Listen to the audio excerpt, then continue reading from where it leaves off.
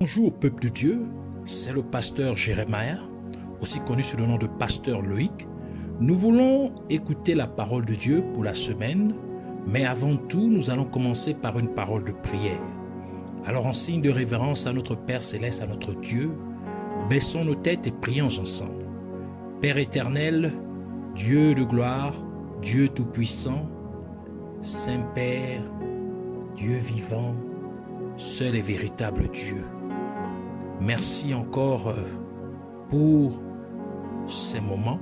Merci une fois de plus de nous amener dans ta présence, dans ta sainte présence, dans le Saint des Saints. Prions que tu étendes ta main de compassion, de miséricorde, de pardon. Que tu nous pardonnes pour tout ce que nous avons pu faire, dire et penser qui ne t'a point honoré et glorifié. Pardonne-nous, Seigneur, purifie-nous, sanctifie-nous par le sang de ton Fils Jésus-Christ, par l'eau de purification, que tu purges notre conscience de t'œuvre morte, de t'œuvre inutile, de t'œuvre malsaine, afin que nous venions à te servir comme il se doit, car tu dis dans ta parole que le sang de Jésus-Christ est plus que capable de purger notre conscience de t'œuvre morte, afin que nous venions à te servir comme il se doit. Laisse qu'il en soit ainsi. Nous remettons encore l'air, l'atmosphère, tout autour de nous et en nous, en tes mains. Et nous libérons, Seigneur, tout cela de toute influence maléfique. Nous libérons de toute influence démoniaque, de tout esprit méchant, de tout esprit démoniaque, de toute principauté des ténèbres, de toute puissance maléfique. Nous les chassons et nous les renvoyons dans les gouffres de l'enfer une fois pour toutes au nom de Jésus-Christ. Et nous proclamons que Jésus-Christ est Seigneur à la gloire de Dieu le Père. Que tu nous amènes dans la profondeur de ta parole, des mystères de ta parole, de la révélation de ta parole. Équipe-nous que notre foi puisse encore croître de plus belle. Car tu as dit que la foi vient de ce que l'on entend et ce que l'on entend vient de ta parole. Donc par les coups de ta parole, que notre foi, Seigneur mon Dieu, au Père en toi, puisse s'accroître et prendre une autre dimension au nom de Jésus-Christ. Amen. Alors nous allons prendre notre passage des Saintes Écritures dans le livre de 1 Samuel chapitre 9, versets 1 à 10. Nous lisons la parole de Dieu dans le livre de 1 Samuel chapitre 9, versets 1 à 10, au nom de Jésus-Christ. Il y avait un homme de Benjamin nommé Kis, fils d'Abiel, fils de Séror, fils de Bécorath, fils d'Apiac, fils d'un Benjamite. C'était un homme fort et vaillant. Il avait un fils du nom de Saül, jeune et beau, plus beau qu'aucun des enfants d'Israël, et les dépensant tous de la tête. Les ânesses de Kis, père de Saül, s'égarèrent.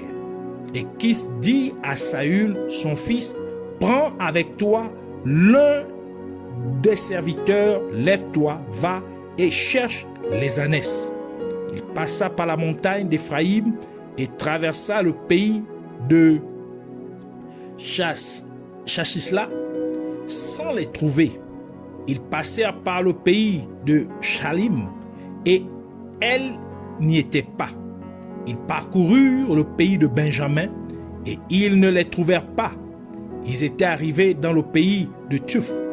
Lorsque Saül dit à son serviteur qui l'accompagnait, « Viens, retournons de peur que mon père, oubliant les ânesses, ne soit en peine de nous. » Le serviteur lui dit, « Voici, il y a dans cette ville un homme de Dieu et c'est un homme considéré.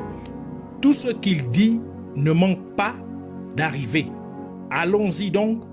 Peut-être nous fera-t-il connaître le chemin que nous devons prendre. » Saül dit à son serviteur, « Mais si nous y allons, que porterons-nous à l'homme de Dieu? Car il n'y a plus de provisions dans nos sacs. » et nous n'avons aucun présent à offrir à l'homme de Dieu. Qu'est-ce que nous avons? Le serviteur reprit la parole et dit à Saül, voici, j'ai sur moi le quart d'un sicle d'argent, je le donnerai à l'homme de Dieu et il nous indiquera notre chemin. Autrefois en Israël, quand on allait consulter Dieu, on disait, venez et allons au voyant. Car celui qu'on appelle aujourd'hui le prophète s'appelait autrefois le voyant. Saül dit à son serviteur, tu as raison, viens, allons. Et ils se rendirent à la ville où était l'homme de Dieu. Que le Seigneur bénisse sa parole, qu'elle vienne pleine de grâce, de vie, de révélation, de profondeur et de bénédiction au nom de Jésus-Christ. Amen. Alors, pour cette semaine, le Seigneur voudrait nous entretenir sur Saül et les ânesses perdues. Saül et les ânesses ou les ânes perdus. Kis était le père de Saül. Et le père est celui qui est censé diriger la famille, car il est le chef de famille. Le père détient donc la vision. Par conséquent, Kis, étant le père de Saül, a la vision du ministère. Et cela est bien représenté dans le fait que c'est lui qui envoya Saül en mission pour retrouver les ânes ou les ânesses perdus. Et c'est pourquoi, étant envoyé par Dieu, le Père, et sachant que c'est le Père qui donne la vision, Jésus-Christ a ainsi dit dans Jean chapitre 4, verset 34, Jésus leur répondit, ma nourriture est de faire la volonté de celui qui m'a envoyé et d'accomplir son œuvre. Le thème d'accomplir sa vision, sa mission. Saül vint à un moment où le peuple d'Israël demandait un roi pour le diriger, comme les autres nations. Nous, comme nous le dit la parole de Dieu dans 1 Samuel chapitre 8, versets 4 à 7, qui dit « Tous les anciens d'Israël s'assemblèrent et vinrent auprès de Samuel à Rama. Ils lui dirent, voici tu es vieux, et tes fils ne marchent point sur tes traces. Maintenant établis sur nous un roi pour nous juger, comme il y en a chez les autres, chez toutes les nations. Samuel vit avec déplaisir qu'il disait. Donc, il dit, donne-nous un roi pour nous juger. Et Samuel pria l'Éternel. L'Éternel dit à Samuel, écoute la voix du peuple dans tout ce qu'il te dira, car ce n'est pas toi qu'il rejette, c'est moi qu'il rejette, afin que je ne règne plus sur eux. Cela a donc conduit Saül à devenir le premier roi d'Israël. Donc Saül signifie implicitement tiré parmi le peuple, car il a été demandé par le peuple. Et cela explique pourquoi Saül suivait la plupart du temps ce que le peuple disait au détriment des instructions de Dieu. Et il l'a même admis dans 1 Samuel chapitre 15 verset 24 qui dit « Alors Saül dit à Samuel, j'ai péché, car j'ai transgressé l'ordre de l'Éternel et je n'ai pas obéi à tes paroles. Je craignais le peuple et j'ai écouté sa voix. » Par conséquent, le fait que Kis eût envoyé Saül signifie simplement, spirituellement, que si vous prenez votre vision et que vous la donnez à quelqu'un qui a été choisi par le peuple, vous seriez déçus. Car Saül fut envoyé par son père Kis pour récupérer les ânes ou les ânesses perdus. Mais Saül revint en tant que prophète alors que son père voulait des ânes ou des ânesses. Cela nous dit simplement que Saül avait perdu la vision que son père lui avait confiée. Saül se retrouvait maintenant parmi les prophètes en train de prophétiser lorsqu'il revint vers son père. C'est là que réside le problème de l'Église. Car les églises locales donnent leur vision à des personnes qui ont été nommées ou choisies par les hommes et non par Dieu. Par exemple, le pasteur principal d'une église locale peut nommer ou oindre quelqu'un en tant que pasteur parce que le pasteur principal veut que la personne demeure membre dans son église pour le simple fait que la personne paye une énorme dîme à l'église.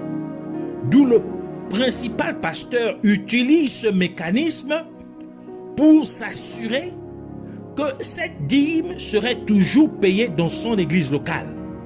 Donc la personne est faite pasteur par le pasteur principal alors que Dieu n'a pas appelé cette personne à être pasteur. La nomination viendrait donc des hommes et non de Dieu. Ainsi, le pasteur principal donne la vision de son ministère à quelqu'un qui a été appelé par les hommes et non par Dieu. Et par conséquent, le pasteur principal finirait par être déçu. Jésus entra à Jérusalem assis sur un âne, comme le dit le livre de Jean. Jean chapitre 12, versets 14 à 15, qui dit: Jésus trouva un ânon et s'assit dessus, selon ce qui est écrit: ne craigne point, fille de Sion, voici ton roi vient, assis sur le petit d'une ânesse. Jésus-Christ entra à Jérusalem assis sur un âne, car l'âne est un animal serviteur. L'âne représente le service. C'est pourquoi Jésus-Christ entra à Jérusalem assis sur un âne pour dire qu'il venait comme serviteur pour accomplir la volonté ou la vision de Dieu le Père, qui était de sauver les êtres humains de leurs péchés. Ainsi, le fait que Kis, le père de Saül, envoya Saül pour récupérer les ânes perdus était une prophétie pour dire que Jésus-Christ a besoin des serviteurs sur lesquels il peut monter. C'est-à-dire des serviteurs qu'il peut utiliser pour faire la volonté de Dieu le Père, qui est d'amener les gens au véritable salut. Mais malheureusement, au lieu d'être nommés et utilisés par Dieu, les gens veulent être nommés ou choisis par les hommes pour faire la volonté des hommes et non la volonté de Dieu. Par conséquent, ils deviennent leurs propres prophètes pour donner des prophéties qui plaisent aux gens au lieu de leur enseigner à faire la volonté de Dieu. Comme Jésus-Christ a instruit à son Église en disant dans Matthieu chapitre 28, versets 19 à 20, « Allez, faites de toutes les nations des disciples », le terme des serviteurs, les baptisons au nom du Père, du Fils et du Saint-Esprit, et enseignez-leur à observer tout ce que je vous ai prescrit, et voici, je suis avec vous tous les jours jusqu'à la fin du monde. Ainsi, l'Église a perdu la vision que Dieu le Père lui a donnée, tout comme Saül perdit la vision que son père Kis lui donna. Dieu cherche des ânes, des ânesses, ce qui signifie que Dieu cherche des serviteurs qu'il peut utiliser pour amener les gens à accepter Jésus-Christ comme leur sauveur et Seigneur. C'est donc le rôle des églises locales de trouver ces serviteurs et de prendre bien soin d'eux en les enseignant à servir en toute humilité et en toute sincérité afin que Dieu puisse les utiliser pour accomplir sa volonté qui est d'amener les gens au vrai salut. D'où la parole de Dieu dit dans 2 Pierre chapitre 3 verset 9, « Le Seigneur ne tarde pas dans l'accomplissement de la promesse, comme quelques-uns le croient, mais il use de patience envers vous, ne voulant pas qu'aucun périsse, mais voulant que tous arrivent à la repentance. » Mais aujourd'hui, les églises se concentrent sur les dons spirituels au lieu de se concentrer sur le ministère. C'est le ministère qui accomplit la vision, alors que les dons spirituels sont là pour aider dans le ministère afin que la personne appelée par Dieu puisse accomplir la vision ou la mission du ministère.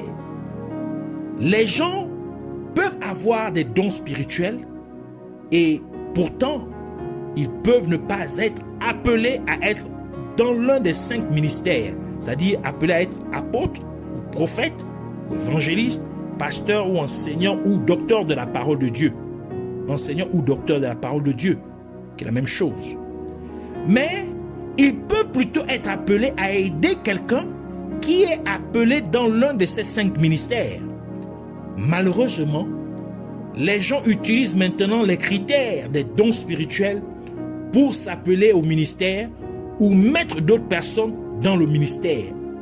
Ce qui ne devrait pas être le cas, car c'est Dieu qui doit appeler et établir quelqu'un dans le ministère et non les hommes.